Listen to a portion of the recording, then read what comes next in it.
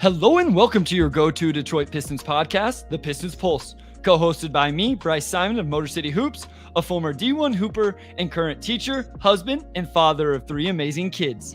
And I'm Omari Sankofa, the second Pistons beat writer for the Detroit Free Press. And of course, we're always blessed to be joined by our producer, Wes Davenport. And I want to spend a second to send a special shout out to my editor over at Detroit Bad Boy, someone who's been a lot to my career and what I've done. And that's Sean Corp. He lost someone very close to him over the last couple of weeks. I don't mean to start out the podcast on a somber mood, but just wanted to send a shout out to Sean and everything he's going through right now. Omari, this is your last episode before, are we going to get off-season O coming soon on X or Twitter? Or can we just agree to call it Twitter? I don't want to call it Twitter. X. It's Twitter. Okay. The website is still called Twitter when you type it in. If you just go on x.com, I don't think it'll bring you Twitter. So as far as I'm concerned, it's Twitter. All right. So is off-season O coming around soon? Off-season O is coming around soon. Yeah, I'm going to be off for 3 weeks starting on Sunday. And the pod will still go. I know Bryce and Wes are going to hold down the fort while I'm away. I think I'll only be gone 2 episodes since we're recording this one now. We got to record early to get around me being off next week. But yeah, it'll be good. I haven't taken any real time off since like this time last year. So I'm definitely crawling to the finish line a little bit here. But not for the pod, though. I'm fully energetic for this one. All right. Before we get going, can I ask about the Rico Hines runs and all these off-season workouts? Am I just being an old man right now, Omari, by not getting excited? Like, I can't even bring myself to watch the Rico Hines full video. And it makes me feel like a bad Pistons content creator that I don't care to watch it. But I just don't. I don't know what's wrong with me, Omari. Like I watched it more so out of just doing my job than like maybe excitement for the actual runs. You just kind of expect NBA players to look good in those runs. Like I don't necessarily take a lot from guys who probably should be playing well in those things, playing pretty well, because it's not NBA basketball. Obviously, I mean, there was some cool stuff like Cade getting to a step back mid-range, Asar doing the same stuff on defense he did in Las Vegas, and of course at OTE. So some stuff stands out, but as a whole, I probably am closer to you than maybe the average Pistons Twitter person who's like super hyped over it. For me, it's just, if it's not real basketball, I don't put as much stock into it. And I want to make it very clear. I understand why fans go crazy about it. I get it. Like, I understand that we haven't had any legitimate basketball, Pistons basketball anyway, since Summer League.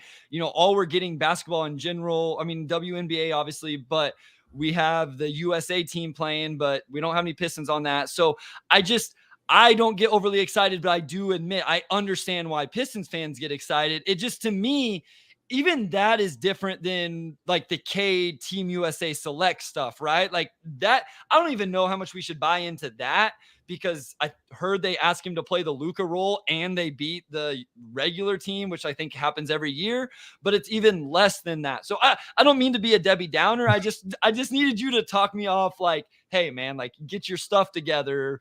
I thought maybe it's just because school just started, Omari, and I'm a little run down from the start of the school year, but that makes me feel a little bit better that you aren't like just over the top about it. I mean, just for me, it's just off-season basketball stuff in general. Like we always say, Summer League, you can't put too much stock into it. Like Rico Hines is, it's like in the same category, which like, I don't want to put the league down or anything. I'm not trying to do that. It's just, I don't think you can extrapolate what you see in Rico Hines and apply it 1-1 to like what's going to happen during the season, right? Like I think you expect them to play better because they're not necessarily D'ing up and doing the same thing. So it's like, it's exciting to see the players, right? If you're a fan, it's cool to see them in action. For Cade especially, obviously he didn't play most of last season, so to see him get a full run in and play well is great. But I think I'm in the same boat as you. I'm not the type who's going to like retweet the videos and be like, this is exactly what's going to happen next season. It's just they should be doing that, right? Yep. All right. And we're going to talk about next season in just a second. We do have some ratings and reviews we got to get to, Omari, because we've had guests on. So this is from the DBB comments.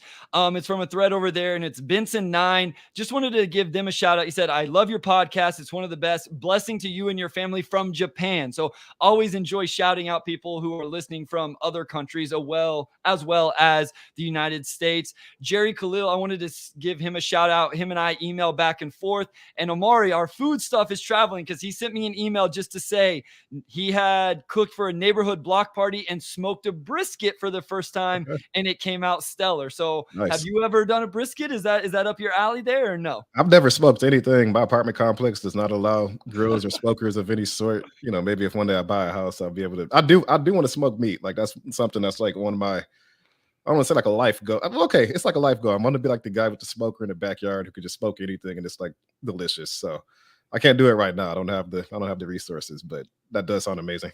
That guy is very popular on every block in America. I will say that person on our block is actually my wife. She does all the grilling. I bought her a really nice grill. She tricked me into it, but she puts it to good use, which I appreciate.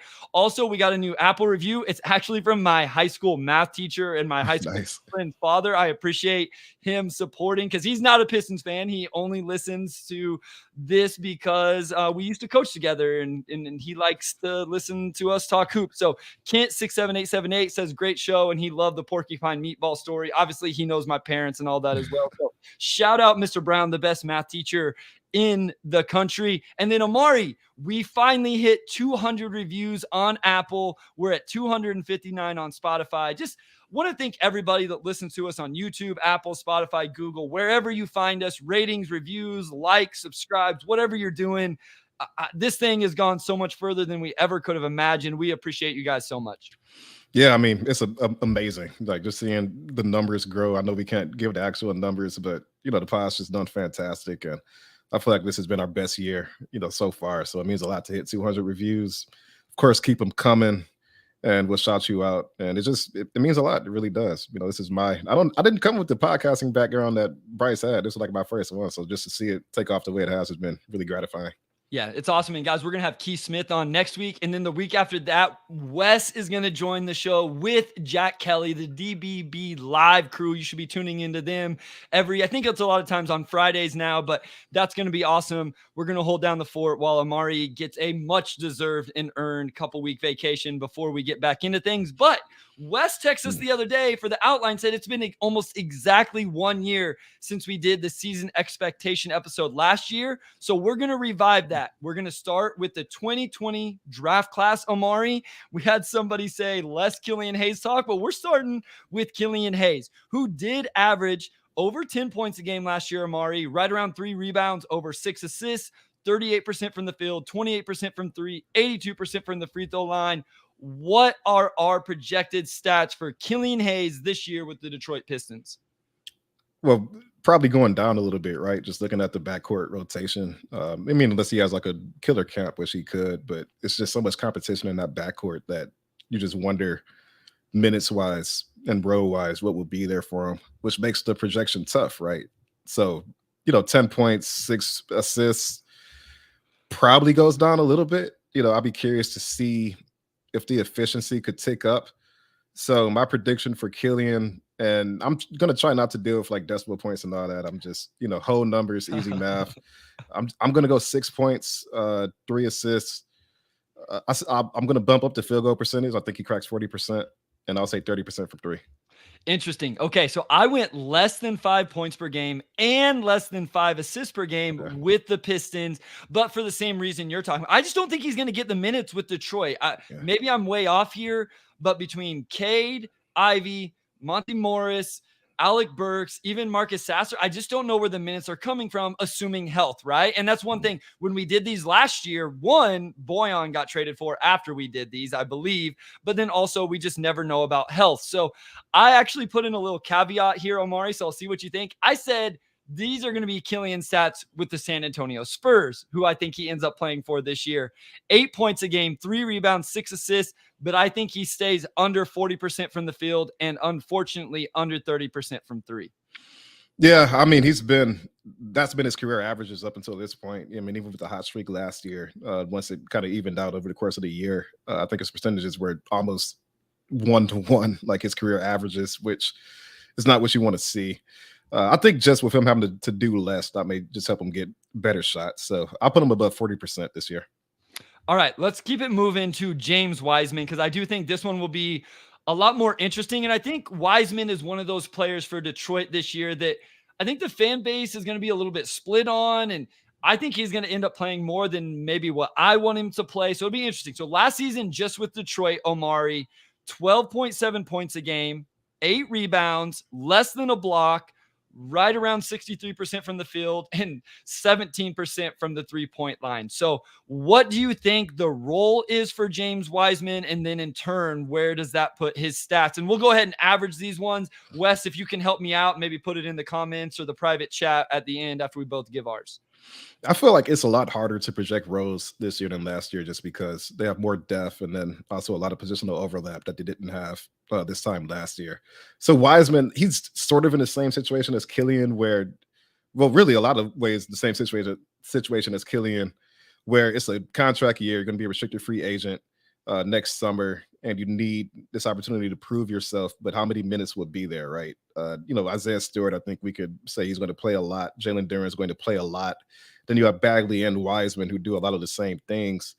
But along with that, you have a guy in Joe Harris who may, if he's going to be in the rotation, what's going to give? Is Isaiah losing minutes? Is Asar Thompson losing minutes? Or are we going to get 48 minutes of Duren and Stewart at center, and that allows Joe Harris to kind of fill in at the 3 or 2 or wherever you want to put him? So it's tough to say exactly what James Wiseman's role will be, the extent that Monty Williams will want to rely on the 2 big lineup, but that experiment will continue under a new coaching staff. So there's a lot that really makes it hard to project some of these players, but I'm just going to go along the same lines as Killian, where the minutes probably aren't there because they're going to be trying to win games. Of course, after the trade deadline last year, they began to wind players down, and he had an inflated role because of that. I'm going to go 8 points, 6 rebounds, and 0.7 blocks, and I'll give him 64% field goal percentage. Awesome. Real quick on Hayes, we ended up of an average of 5 points, 3 assists, 40% from the field, 30% from 3. I'm actually going a little bit the opposite, Omar, because okay. I personally would probably prioritize Marvin Bagley III. That's just kind of my vibe right now with the Wiseman versus Bagley stuff. I know that's probably the minority. I have a lot of people say, well, we know what Bagley is. Let's find out what Wiseman is. And that's completely fair. I also want to say, I don't want to see the 2 big lineup where those are your 2 bigs off the bench. I don't necessarily want to see that. But I think what the team is going to do, and this may be the smart thing, is I think they are going to prioritize Wiseman off the bench. And so I actually kept his numbers relatively the same. I have him at 13 points, 8 rebounds. I gave him some love and went over 1 block per game. I don't know a whole lot over, but over 1 block per game, which wasn't the case last year, but still under 20% from 3. So I just think that more for me is the team I feel like is going to prioritize getting him minutes at least early in the year. And so I think those numbers will be relatively the same.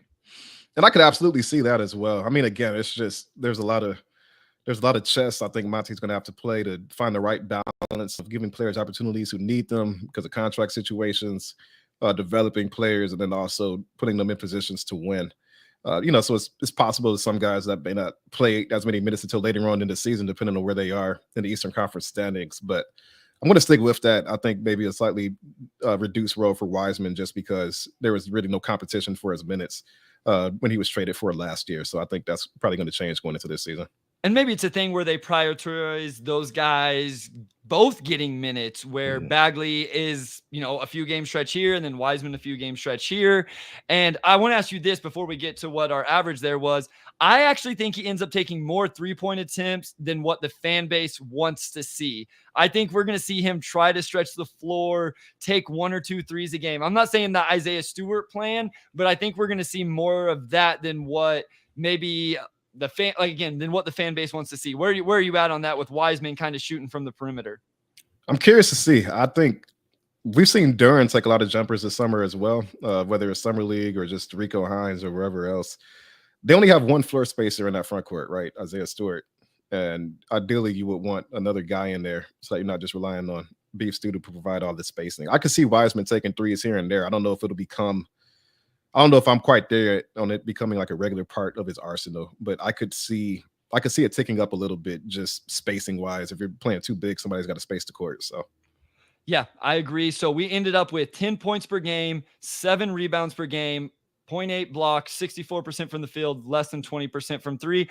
I like that 10 and 7. I think that's why we work together well. We have this symmetry here, Omari, is together. I think we get to the numbers that make a lot of sense. And so next we're going to talk about a guy that you just mentioned. I think the most polarizing player on the roster going into the season. I never thought I would say this about Isaiah Stewart. I always thought he'd be a fan favorite just because of his play style. But man, when he got that contract, you all of a sudden found out there were some people who really do not believe in Beef Stew. So last year, 11 points a game, 8 rebounds, less than a block, 32.7% from three. I'm going to go ahead and jump in here, Omari. I think Stu averages 12 points, 7 rebounds. The rebounds are down because I think Duren rebounds so well. Asar rebounds so well. Cade's a good rebounder, so I don't think there's going to be a ton there. And he'll be shooting. And he'll be shooting on the perimeter. Yeah. I have him less than a block per game still, but the number that I think is most important for Stu, and I'm going to stay believing in, I have him at 35% from the three-point line this next season. Okay, we're actually pretty similar there. So this average should be pretty easy. I got him at 13 points, 7 rebounds, under a block, like 0.7. I think it'll still be around the same last year. And I have him at 36% for three. I think that's really going to be a weapon for him next season. And I think he'll take him at volume like last season as well. So the main thing with Stewart, and I kind of alluded to it earlier rotation-wise, is does he spend time at the 5 or is he going to be a full-time 4? And, if he plays a lot of minutes at the 5, then you got to add a few more blocks. Well, not a few more blocks, but he's going to block more shots, obviously, and rebound a little bit too. So it's tough to say exactly stat-wise where he'll be, but I think it'll be a slight uptick from last season as far as points. I'll tell you a couple other areas I'm really interested with Stu this season, especially if those minutes are at the 4. And you've talked about it a little bit. I want to see the assist numbers. And it doesn't even necessarily have to be assists, Omari, but I want to see how well he passes. At the 4, he's going to have to be able to be a ball mover, 1 more passes, attack a closeout, maybe throw a lob. We saw him trying to throw some lobs to Duren, and he just missed them. In terms of just throwing, how accurate they were. And then also, I want to see the weak side rim protection. I think one thing this team has missed since they traded Jeremy Grant is a weak side rim protector as the low man. Jeremy Grant was really good at that. I think that's something Stu could be good at. And so I'm really interested to see if he can provide value where the blocks or at least the rim protection goes up and then the passing. Obviously, the shot's the most important. I think we both agree with that. Yeah, the shot's the most important. You want to see him spacing the floor. I mean, we've talked about Isaiah so much. He's not efficient near the rim. You want him probably spacing out a little bit more. And I think that's a misconception with Isaiah Stewart is people kind of see his build and they're like, yeah, he needs to be down low banging with those guys. It's like, no, he's I think the path he's on is fair. So I would agree with that. I would agree with that. So Isaiah Stewart, our average comes to 12.5, 7 rebounds, still less than a block, and then 35.5% from three. If those are Stu's numbers with what we think he is defensively and everything else, I think Isaiah Stewart is in really good shape. Real quick here, I know there's some weather out there in Detroit or in Michigan area. I shouldn't say Detroit, in the Michigan area. So anybody listening, or if you're listening to this later on, I hope everybody is safe. Please, I hope everybody is in good shape with that. Before we go to the break, we did have a couple questions. I'm going to save the Jaden IDV one for after the break when we talk about him. Who do you guys think will surprise us with a skill we were not expecting? That is really interesting because I think you can't answer Isaiah Stewart, Omari, because for both of us, I think that's a skill we were both expecting him to have. I'm going to say Cade comes out with something that we're not looking for right now. If I had to bet on somebody that's going to show something, especially offensively, that we're not talking about right now, I think, the smart money would be on Cade Cunningham doing that.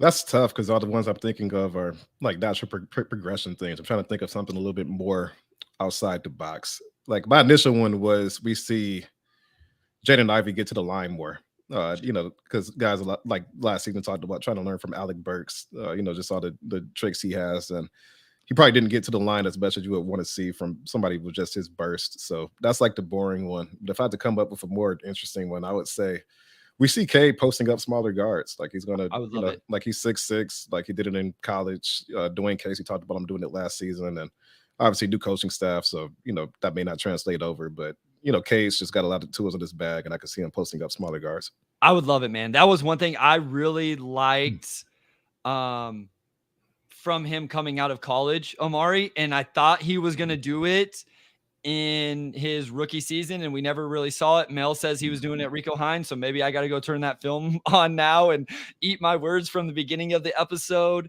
But yeah, man, that would be awesome. And I got to share this from Brian Parsons. Keep up the good work from a lifelong Pistons fan in Kansas. Let's go, man. Like, I figured I was alone out here Some in Kansas Kansas. representation. Okay, there we I go. love it. I thought the only people in Kansas listening to the Pistons Pulse were my close friends and family, and sometimes they don't even listen. So, all right, we got to go to a quick break right here. When we come back, Omari, we're going to dive into the 2022 draft class plus the aforementioned Cade Cunningham, starting off with the big man, Jalen Duren. All right, we're back with segment 2, and we're just going to dive right into Jalen Duren here. Bryce, obviously, he was close to a double-double last season, 9.1 points, 8.9 rebounds, 0.9 blocks, so basically a block per game. And his minutes were not super high. You know, he had some foul trouble, some conditioning stuff, so he'd average almost a double-double in less than 30 minutes a game, which obviously is good. So, you know, I'm guessing there's probably going to be an uptick stats-wise from you. I'm just curious to see to what extent. Yeah, I'm in the same boat. We've talked about it a little bit already. I think that Jalen Duren unquestionably is the big man that they are going to prioritize the most. I think he is the starting center. I don't think it's possibly James Wiseman. I don't think it's Bagley. I think it's Jalen Duren. I think there's 3 guaranteed starters for the Pistons, and it's Cade, Ivy, and Jalen Duren. And so I think I'm with you. I think he's going to play more minutes this year. I kind of copped out a little bit here. So good luck with these averages, Wes. I just said he's going to average more than 10 points per game. He's going to average more than 10 rebounds per game. And I have him averaging more than 1.5 blocks per game. Now, I'm not going to go a whole lot higher than that. I don't think he's getting enough shots to average like 15 points a game. I don't know about rebounds, man. Like it could be something silly with the way he offensive rebounds. And if the defensive rebounding comes around as well, it really could be something special. But I feel very confident that he's going to average a really solid double-double and more than a block and a half per game. Yeah, I've got him at 12 points, 12 rebounds, and a block and a half. I said I was going to do whole numbers, but it's hard to do that for blocks, so a block and a half. I mean, again, like he's already a monstrous rebounder, so I'll be surprised if he's getting, you know, the minutes we think he'll get, and he's not grabbing 10 a game. And then just a lot of opportunities he should have. Some of the flashes we've seen just from him being able to maneuver into post. You know, maybe some close jumpers. I could see him getting 12 points a game. So that's 12 rebounds would be really, really healthy. Like, it's not a lot of guys that average double rebounds. I actually did a hoops grid the other day, and it was like players that averaged 10 rebounds. I put Steven Adams for OKC. He never averaged 10 rebounds the entire time he was in OKC. Like, that's a more rare threshold than you would expect from some of the better rebounders in the league. But I'm going to stick with 12 for Jalen Duren based on what I saw from him last season. Well, the thing is, he's such a monster offensively, you know, with offensive rebounds, getting, you know, a couple 3 a game, you know, and then you're going to get some defensively just because you're the guy in the paint. And again, I kind of skewed my Isaiah Stewart rebounding numbers down because of my expectations for what Jalen Duren is going to do with his rebounding. Again, I want to emphasize, and I know we got called out a little bit on this because we went at Jalen Duren for his defense and not Jaden Ivey. And we can talk about that when we talk about Jaden Ivey next. But I think that's the area where I want to see the biggest jump from Jalen Duren. And it doesn't just have to be with the actual block shot numbers. Obviously, that's kind of how we're representing it. But at the end of the day, I think for this team to really take a jump, yes, Jaden Ivey's going to have to improve defensively. Kay's going to have to be better defensively. But I think Jalen Duren really anchoring this defense, especially in ball screen situations, those type of things, I think is going to be huge. So that's really the biggest area I'm looking for a jump. And if we see this team be better overall defensively, I have an inclination it's going to be because Jalen Duren took a jump. He needs to make a leap in that area for sure. I think a lot of their rim protection hopes next season are going to hinge on him, unless, again, we're seeing Isaiah Stewart play some 5, which could happen, you know, but a lot of that will be decided in camp. So, yeah, I think everybody agrees with that. We got to see Jalen Duren become the rim protector this team needs. So we're right around 12 points, 12 rebounds, and a block and a half a game for Jalen Duren this next season. And next up is Jaden Ivey. Before we even get into this, Omari, I feel like Jaden Ivey is like one of the most disliked Detroit Piston players all of a sudden. I see everybody trying to trade him. I see people giving love to Cade and Asar and Duren, but don't mention Jaden Ivey. I'm a little bit confused, Omari, just because what did Jaden Ivey do in his rookie season that caused people to what seems like believe in him less than what they did 12? We got cooked. Remember last year? We got cooked for projecting his stat line. I have a feeling the same is going to happen whenever we do the Asar stat line, but we got cooked for being too low on him. And I feel like now the fan base is just like, he's just kind of an afterthought. I don't know if people are just so excited about Cade and Asar and Duran, but it's really interesting to me. I'm not calling anybody out. It's just very interesting to me. I think he still has a lot of support. I think he gets included in a lot of trades just because if you're just looking at this team long term, it's probably easier to replace Ivey's production than like what Duran could be or what Cade could be, just as a scoring guard, which isn't a knock on him. Obviously, it's just if you're playing the trade machine and they don't have a job pick to give up until 6 years from now, you got to do something. But I think along with that, probably just his first summer league game, because people put a lot of stock into that, so that could have been the thing that maybe turns some people off of him, which I don't know, but I would agree that from a hype standpoint, it's probably been a lot more Cade and Asar this offseason.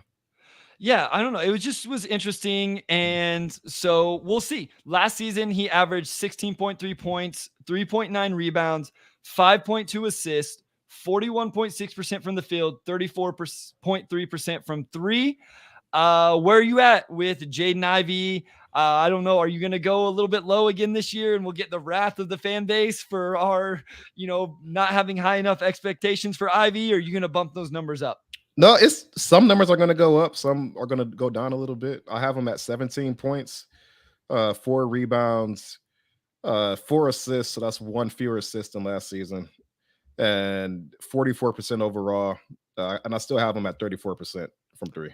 Man, we think way too much alike. So I just want everybody to know we did not talk about this whatsoever. I don't know where Omari put his numbers, but I copied the outline that Wes made and created a new one and put my numbers in there. So we don't discuss this ahead of time. We don't talk to each other. I have Jaden Ivey at 18 points per game, 4 rebounds, 5 assists. So I went down a little bit, not quite as much as you. We'll talk about why I did that in just a second, or probably why both of us think it's a little less. I have him at 45% from the field, and I had him saying right at 34% from 3 as well. Yeah, so we were very much aligned there. I just see assists going down just because Cade's back, and it's really not, it's not a knock on Jaden or anything like that. Like, I don't think he's going to be worse at passing. If anything, I think he'll improve, not having to do everything himself like last season. It's just, you have Cade, you have Monte Morris. It's just, there's only so many assists that could go around, right? And I think on this team, you could probably just tell Jaden, hey, just go out and score. We have the playmaking handle, which he'll still play make some. Maybe he even gets some more run at the 1. But just the way this team is constructed, I think he'll probably attack a little bit more.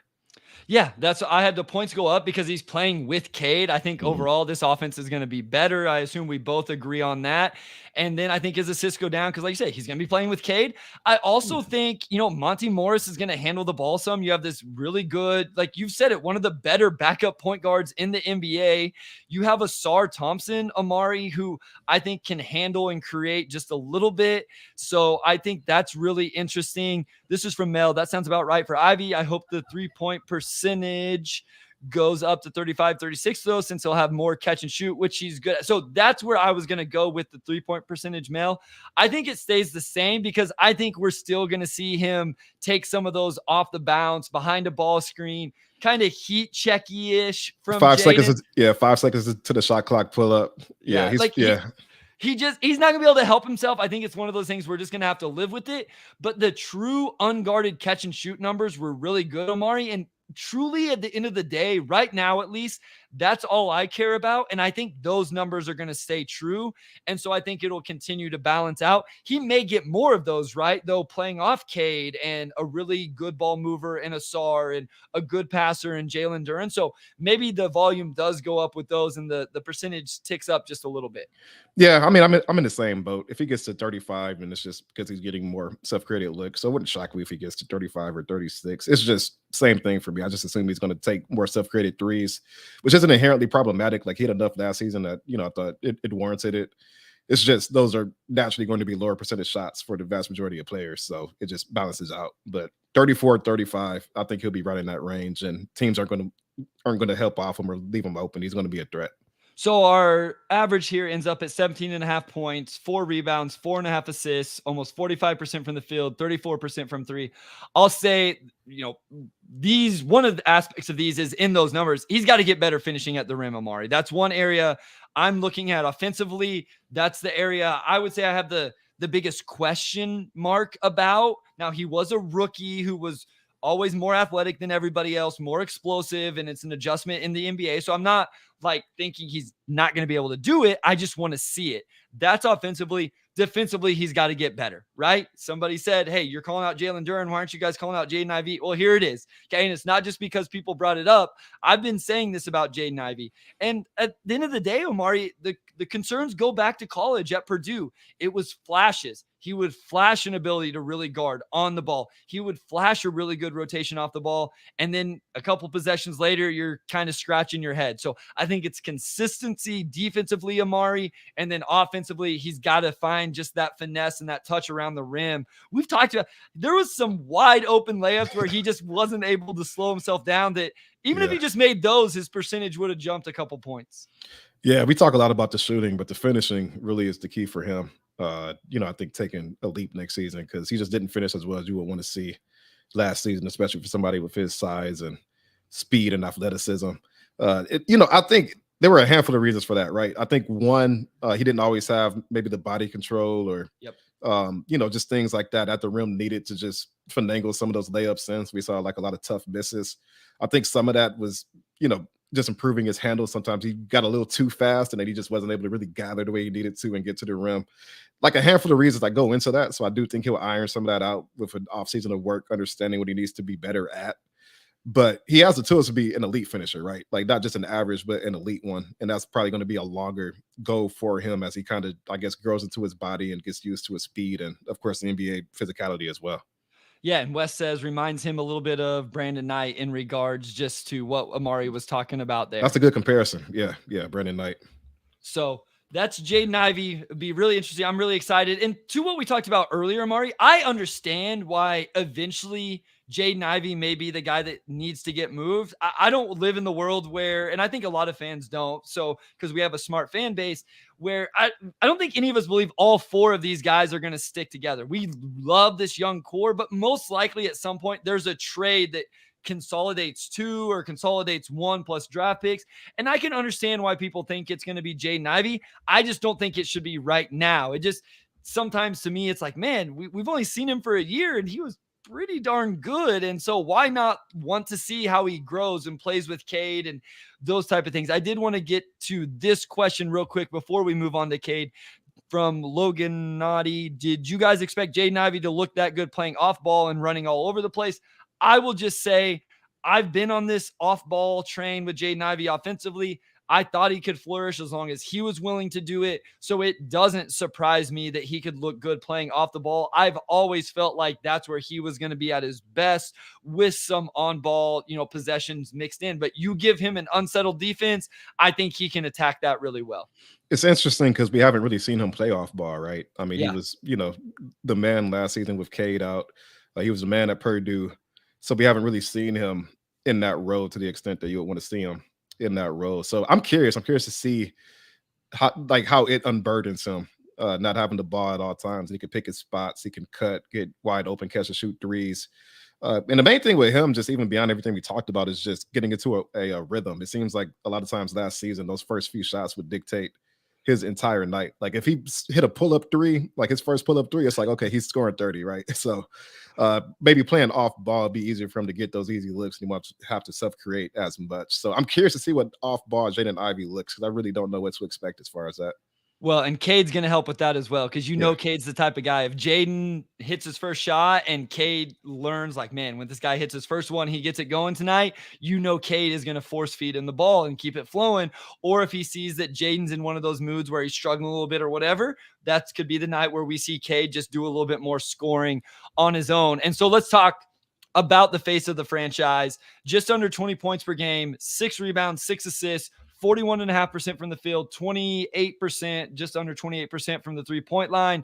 Last year, we know it was 12 games or whatever. Still not awful numbers for a guy who was playing with the pain that he was playing and the injury he was playing through.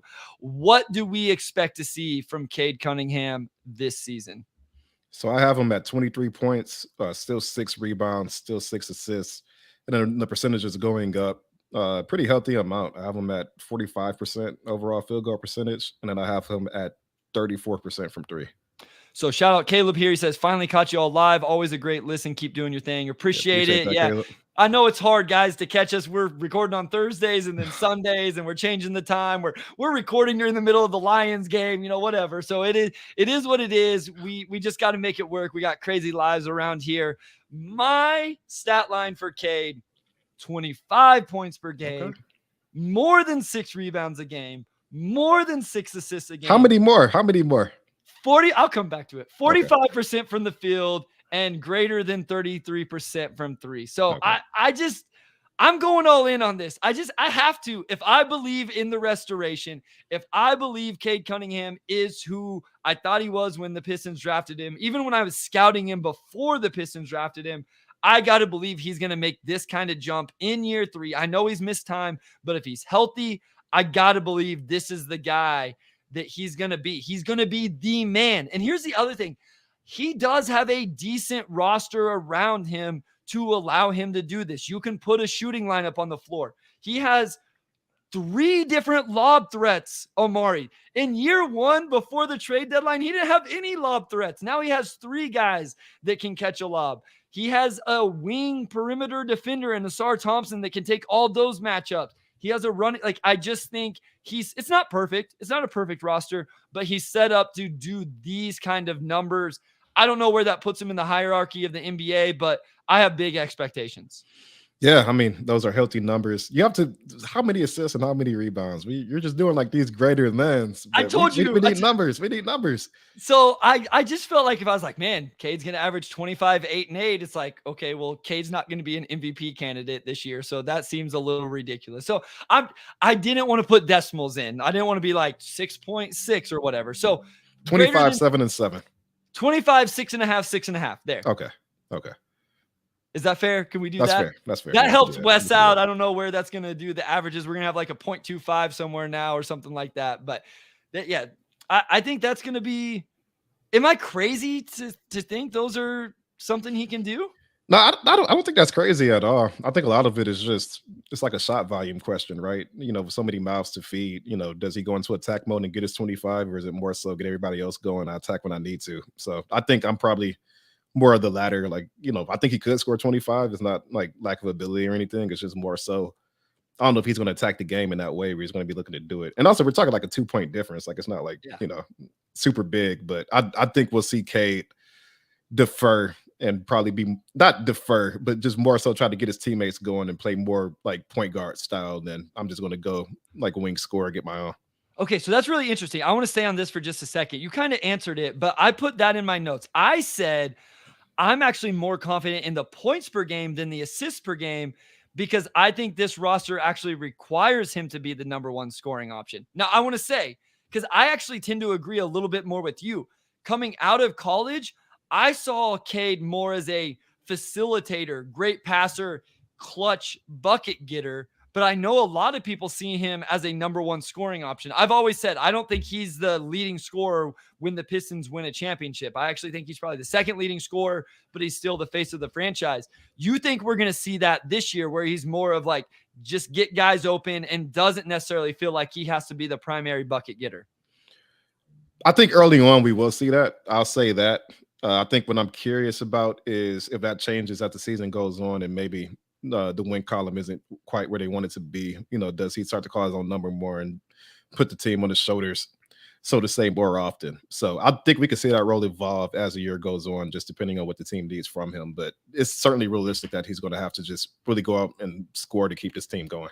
Well, and I think it also depends what lineup he plays with the most, right? If he's playing a lot of his minutes with Boyan and Jaden, Now, all of a sudden, those guys, and here's the thing. At the end of the day, we talked about James Wiseman earlier, Omari. If James Wiseman is on the floor, they might as well make him an option offensively, right? Because it's not like his defense is what's going to really be super impactful. So if you're going to play James Wiseman, you better make him a huge part of the offense and let him score and do his thing. You could argue that's similar with Marvin Bagley III. So Wes did the numbers for us. Our average is 24 points per game, 6.25 assists, 6.25 rebounds, 45% from the field, 34% from three. Great question here from YouTube user. Always appreciate you tuning in. I think you were actually watching when I was recording Game Theory with Sam Vecini the other night as well. So appreciate that. They ask how many turnovers for Cade per game. That's a really interesting question, Omari.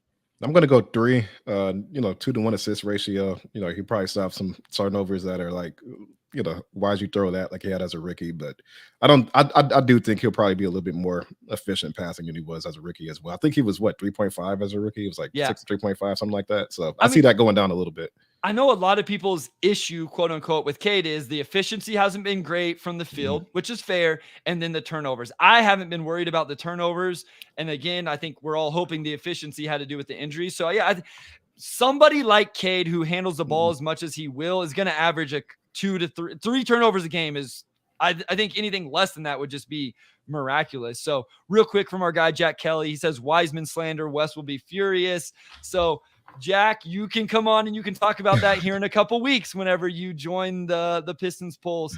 But we appreciate you. Who knows what time it is where Jack's at right now, man. I love that we got people listening and tuning in from all over the world. It's amazing. Yeah. Omari, we got to go to a short break. When we come back, we will talk about the Summer League sensation, both of the rookies, the vet Boyan, but we're going to start with Ausar Thompson when we come back from this.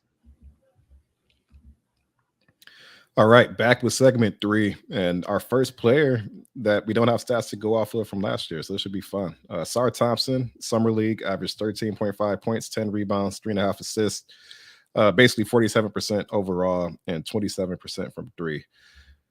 I will say if he averaged anything close to that next season, I think that would probably be a first team our rookie season. But again, you kind of get into road. Does he start? Does he come off the bench? How many minutes are there immediately? How ready will he be? That makes it tough to project. But I'm going to go. Actually, Bryce, you lead off. No, actually, man, you lead off. You're selling me out right here. Okay. Lead off. I'm going to get in trouble. People are going to be so mad at me and I'm going to take it. I'm going to live with it because I said this after Summer League that it's not going to be the box score. I want us all to remember that what we loved about Ausar from Summer League wasn't necessarily the box score numbers, Omari. It was what he did defensively, the winning plays he made, all of those intangible things. It wasn't because he averaged 20 points a game in Summer League. If we wanted that, we'd all be talking about, man, they missed out on Cam Whitmore because he got buckets in Summer League and nobody's asking for Cam Whitmore. So don't hate me whenever I give these numbers. I think Ausar actually ends up less than 10 points per game, but right around 5 rebounds, right around 2.5 assists, 50% from the field. I think he actually shoots less than 25% from 3, but I think he establishes himself as the best perimeter defender on the Detroit Pistons as a rookie. I'm pretty similar. I have him at 9 points in a neighborhood of 5 rebounds. A lot of that just depends on minutes. 2.5 assists. I had him, I think my field goal percentage is probably lower. I had him at like 46.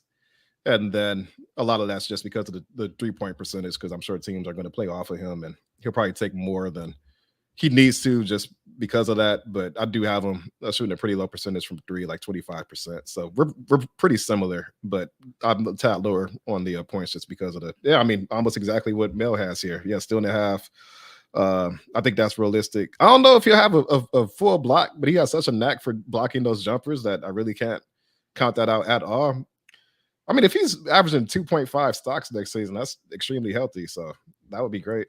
So I think the 9, 8, and 7, I think the assists are a little bit high here from Sean, but I think a lot of people are on the same page, Omari. I think a lot of people feel like he's going to be under 10 points because he's just not going to get the shots, right? And I think here's another thing. It depends a little bit how this team plays. If they really, really get out in transition and value that, I could see Ausar's points being a little bit more. I do think Asar is going to struggle to score the basketball in the half court. I think his points come from transition, offensive offensive rebound putbacks, cutting, those kind of off the ball plays. I think the other stuff will come with time. I may have been a little bit slight with the rebounding, and that's going to depend on the minutes, because if there was one thing he was super impressive with at Summer League, it was his rebound, Omari. So I think that just comes down to minutes. Is he going to start? How much are they going to get Livers in, Joe Harris? I mean, I know that would frustrate the fan base. I've said, hey, why not start the kid? But I could see them bring him off the bench. But if he's only playing 20, 25 minutes a night, is he going to be able to average 8 rebounds? This kid might be able to. But my stat line was not a knock on him at all. And I had him higher on field goal percentage, Omari, because I think he understands what's a good shot and what's not, what he can do. And I think he'll play within himself. And he's going to take a lot of good shots, right? He'll Yeah. get a lot of shots in transition to make himself available on cuts. He's going to catch lobs. He's going to do all that stuff that you want to see an off-ball wing do. So I think he'll have a pretty healthy shot diet next season, just with all of his activity. A lot of it is just roll. I mean, if he's starting, then I could probably go up to like 11, 7 rebounds, 3 assists. I don't think that would be outside the question. So just a tad under that feels safe, right? Yeah, so 9.5 points, 5 rebounds, 2.5 assists, 48% from the field, 25% from 3 is our average. Again, whenever we put the averages together, it seems about right. If I think we're low anywhere, Omari, if there's a spot I'm nervous about, it's probably the rebounds. I don't know how you feel, but that's probably the area where I'm like, man, we may have went a little slight there. I feel pretty comfortable that he's most likely going to average less than 10 points per game, though. I feel pretty good about all of it. Like this team has like a lot of plus rebounders now. Well, a lot.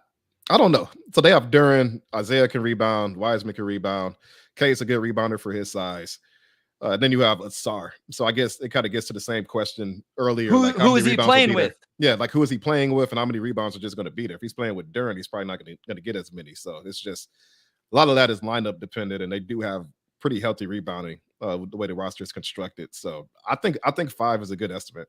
Yeah, no, I mean, if he's playing with Cade, Ivy, Stu, and Duren for a lot of his minutes, there's not a whole lot of rebounds left to go. Now, if he's playing in a second unit lineup, let's say Omari, of Monty Morris, Alec Burke, Isaiah Livers, and Marvin Bagley, all of a sudden he may be gobbling up, rebounds because you don't have a whole lot outside of Bagley, and it's not necessarily something he's known for. So I think it does depend a little bit on minutes. And again, I want to reiterate, we've all talked about there potentially being another trade before the season. There's also an open roster spot. So, we're doing this a little bit premature, but it's a lot of fun to do. It's been really good conversation so far. Yeah. And I'm also curious to see if we see Asar play the 4. And that's why I want to going into next season. If he plays the 4, then you could probably take the rebounds up a little bit. But I'm curious to see if he plays 4. Like he's 6'6", 7-foot wingspan. We talked about weak side shot blocking. Like, can he give you that? I mean, I'm just curious to see if he ends up playing some 4 next season. I mean, it's the Hami role on steroids with Asar. What we saw Hami do pretty well last year whenever he really found his niche in his role. And it's that, but Asar does it with better decision-making, better defense, more potential, even more athleticism, all of that. All right, Marcus Sasser, last year in college. Shout out Marcus Sasser, by the way. What an incredible interview. I know we got a lot of compliments and all of that from people who tuned into that. If you haven't listened yet or watched, it's on the YouTube feed, or, scroll down a little bit on Apple, Spotify, and listen to that. But thank you so much to Marcus for coming on and letting us talk to him about the season and Summer League and all of that. In college, he averaged just under 17 points, just under 3 rebounds, 3 assists, 44% from the field, 38% from 3. Obviously, that's college. What do you think we see from Marcus Sasser in his rookie season? So it's just role wise, right? Like they're in a position where they really don't have to play him that much unless we have some injuries. So that's tough. Like I think if he had to roll, he could definitely average some healthy numbers, like really just with his shooting and playmaking. And he's 23 years old, so he'll come in ready. I'm gonna go 5 points, 2 assists, 2 rebounds, 44% overall. 36% from 3. I just think he gets a lot of spot minutes, to start the season. Maybe it's a blowout one way or another. With guys like that, it's just really impossible to get an accurate read on, just how big their load will be going into next season. So that just feels like a safe range, right? He may have some games where he gets like 15, 16 points, but I I just don't know how much he's actually going to play to start the season. So Yeah, I'm in the same boat. I'm 5 points, couple rebounds, couple assists. The biggest spot we differ, I'm actually going to go 40% from the field, but also 40% from three. So I okay. think he shoots lights out, but I'm not sure he gets a whole lot of, I don't even know how many attempts he gets from anywhere else on the floor. Now, as we talked about with him and we've talked about before, he showed some wiggle and some juice with the ball in his hands, especially in that final summer league game. I'm just not sure that's his role. I don't think they're going to give him the ball and say, Marcus, go cook. I think he's going to play off of Cade, off of a bigger guard, and just really space the floor. And I think most of his attempts come from three. And I believe in the shot. And so, 40% from three, 40, maybe it's 41% from the field or something like that. But I'm with you. I think they're going to play Monty Morris quite a bit. I think they're going to at least play Alec Burks. If he's on the roster, they're going to play him. And so it's a little bit difficult to find those minutes for him, even though he is an older player who is a little bit more NBA ready than what you might normally find in a rookie first round pick.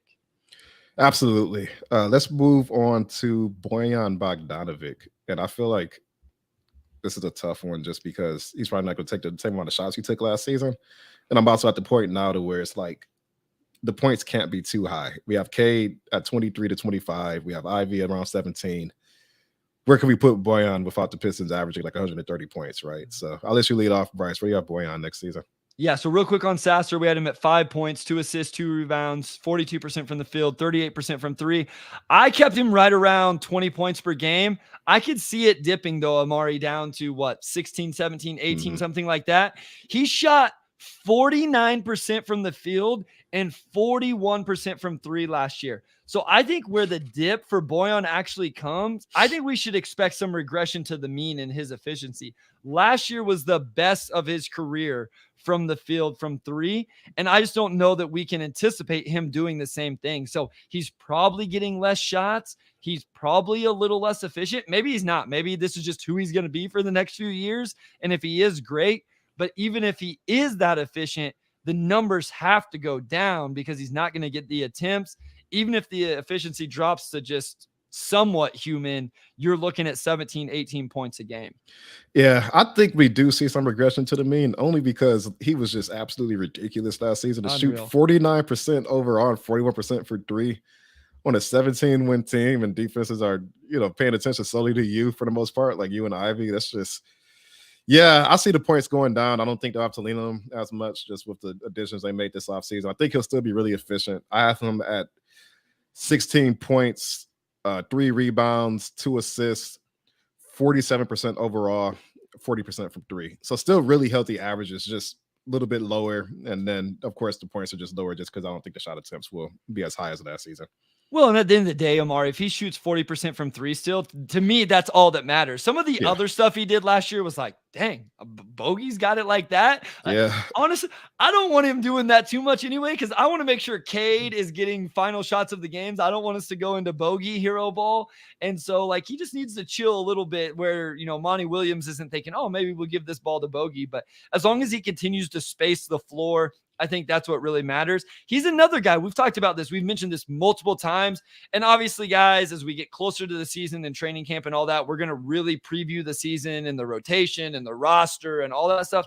It's crazy, Omari. I think one of the coolest things about this roster is the competition. You think back to some years and we're like, oh, so-and-so has to play the three because there's not really another true NBA player on the roster. Which one of these guys of the 14 isn't a real NBA player right now? I mean, I think you can make an argument, make a case for all of them. And if you really want to say, you could take the rookies out if you want, Killian's probably been the worst NBA player outside of that. And I would be fine if Killian Hayes was in the rotation. I've said that. I just don't think he's going to be with the current roster. So there's a lot of competition.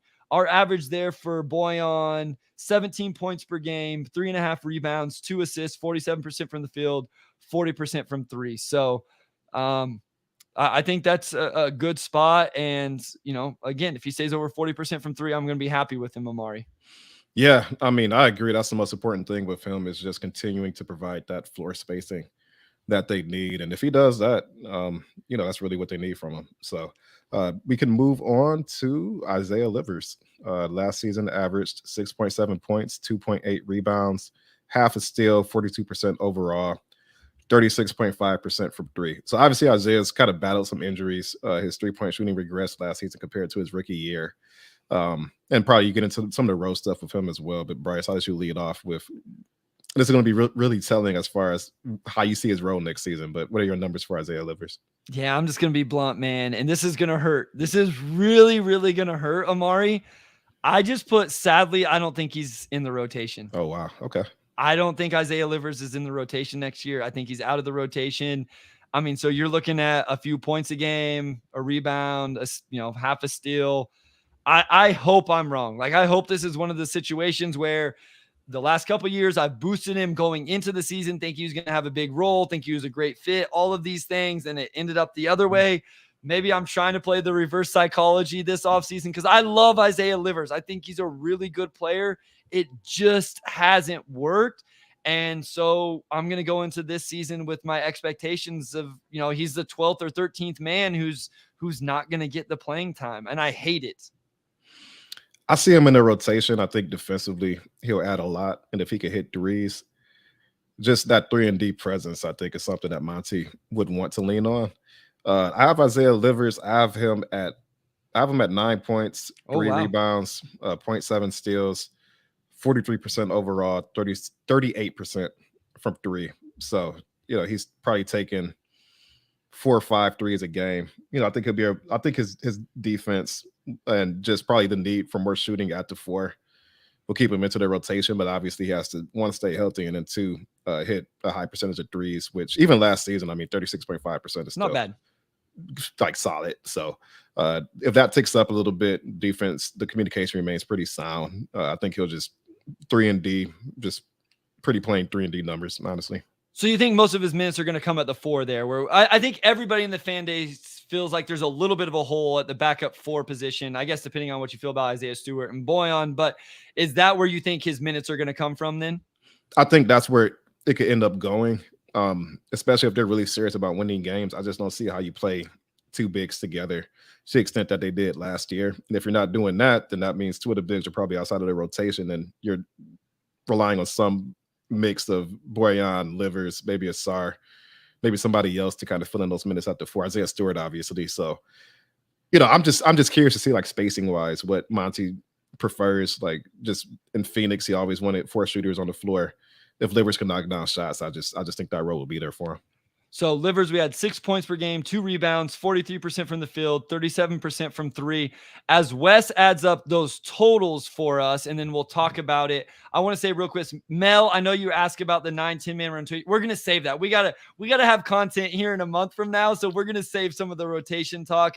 We're not like trying to, not listen to you and read the comments and give you guys what you want, but we got to keep some of that a little bit. So while Wes is adding those up, there were a couple comments, one from 2 different people.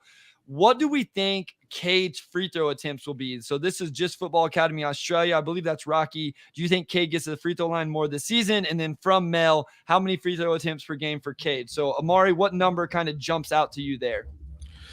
I'm going to go 5 free throws a game. I think I'm looking up his rookie year now because I forget how many he had. Yeah, he averaged 2.5 as a rookie, and then 3.5 last season. Obviously playing on the shin that was injured.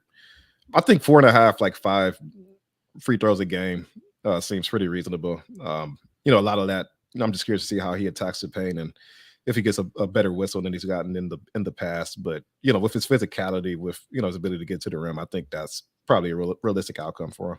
Would love it. All right, this is from Doug, man. We got to always shout out Doug because he comes in and listens. Says, on a dog day in August night, you guys can still make Pistons feel relevant, like making a ham sandwich seem like a gourmet dinner. Now I'm hungry. I haven't even had supper yet. It's 9:00 here in Kansas. I went from school to a little kids football to I had a meeting and then high school football scrimmage. Now I went straight to this, showed up about 2 minutes before recording like a not very good co-host. I apologize, Omari. So I am starving myself. Probably going to have to warm up some pizza. But Doug, thank you. We appreciate that. One last one here before we get to those totals. This is from Caleb. Had to give him some love since he finally was able to join us.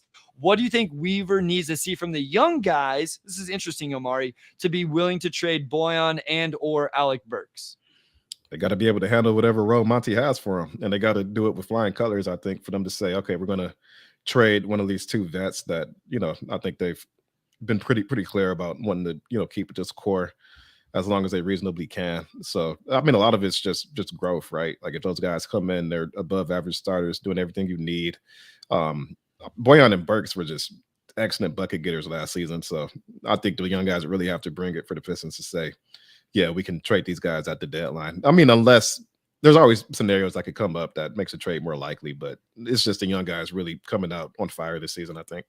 Yeah, I think they have to show that they can win games, right? That they're ready to take the step to be winning basketball players. And I think with Boyan, if Isaiah Stewart's shooting the ball well, that, he can play that role, not that role, but now you don't need Boyan to play the 4. So Stu can play the 4 and you're okay. If Asar really shows he's ready, now you kind of have the 3 and the 4 locked up in the starting lineup. Maybe Isaiah Livers, we just talked about him. If all 3 of those guys show what you think they can, all right, well, now maybe we don't need Boyan Bogdanovic. I think Burks is a little bit easier to move because you have Monty Morris. And I know we had a question about him. We do need to dive into him a little bit more at some point, and we will do that. But with Monty Morris back there, if Sasser's ready to go, then, like that'll be a situation where now you don't need Burks and you can move him for an asset. So thanks, Jack. We appreciate it. We're going to get out of here with this. So from Wes, team point per game in 2022 was 110. I believe that was 29th in the league. Around there. Yeah. Yeah. Team point per game leader in 2022 was the Bucks at just under 119. Our Pulse projected point per game for what we did tonight was 113.5. So I feel like that's right on the money, right? Yeah. Without doing anything crazy, I feel like that's very fair I think I actually looked this up and this would put them roughly 20th in the league, somewhere around there. Now, a lot of this has to do they play faster? Do they not? Transition, pace of play, all of that stuff. But I would assume a 3-point per game jump on offense. And then if the defense gets a little bit better, I would assume that's a pretty decent jump in total wins. So I think this is fair where we're at. I think we're being pretty reasonable. Would love to hear. One, we appreciate everybody in the comments tonight that interacted and gave us their thoughts. If you're listening to this later on, leave us a 5-star review. Give us your thoughts. DBB, free, wherever on the YouTube. If you're watching later on, drop it in the comments. We love to interact. It was a lot of fun, though, and I feel like we ended up in a good spot, Omari. Yeah, 113.5. And obviously there'll probably be some rotation swaps where, you factor Alec Burks in there, so maybe you just assign Killian's points to him or whatever else. But I think 113.5 feels like right on. Like it's not too high, it's not too low. It's an improvement from last season, which they should be better offensively from last season. I mean, there's not a whole lot worse you can be, especially with Cade back. But that feels pretty dead on. So it'll be fun to revisit this a year from now and, see how close we were. All right, Omari, the time that most people are listening to this, you are already off season O. It's hard for me to see it on Twitter, man. It makes me a little bit sad, but I know you deserve it. So shout out to you, man. Put it in the grind, 50 weeks out of the year. You need this. Enjoy it. Remember, guys, I'll be back with Keith Smith next week. And then the GOATs at DBB Live, Wes and Jack, will be on the week after that. And then, of course, my guy Omari will return and we'll get back into our regular schedule. Thank you, everybody. Omari, take it away, my guy. Yeah, it's crazy. This is episode 85. I have not missed a single episode of the pod this entire time. It's just been the Omari and Bryce show. So it'll be fun listening to the pod the next 2 weeks while I'm gone and seeing, just how different the vibe is, right? Like Keith Smith next week obviously will be great. He's going to come in and give you guys a lot of fantastic info. Then I believe we're going to have our guy Jack Kelly in the weekend after that. And Jack's just been killing it. So I know that'll be a lot of fun.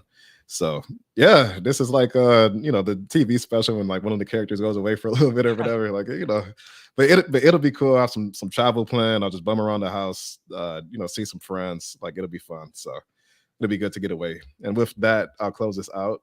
Big thanks to our audio producer, Robert Chan, our executive producer, Anjanette Delgado, and our sports editor, Kirkland Crawford. Also, shout out to Wes, who put the calculator to work tonight. And they'll talk to you all next week. I'll talk to you guys in a few weeks.